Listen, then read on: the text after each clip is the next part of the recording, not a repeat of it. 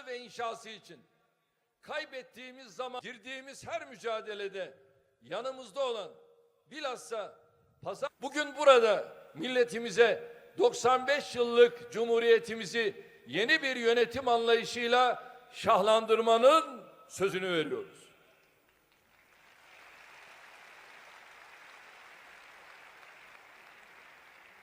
Milletimizin bize sağladığı bu imkanı en iyi şekilde kullanarak güçlü meclis, güçlü hükümet, güçlü Türkiye için yola koyuluyoruz.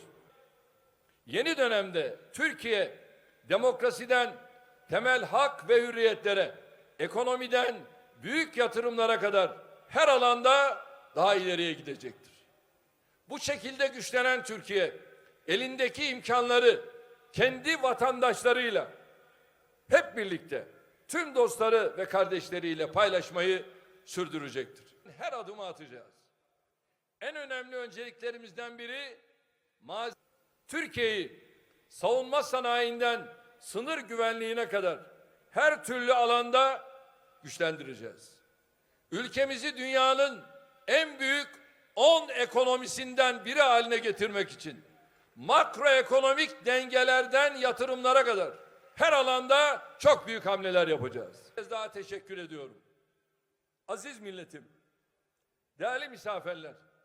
Ya ekremel ekremin ve ya erhamer rahimin. Sayın Cumhurbaşkanımız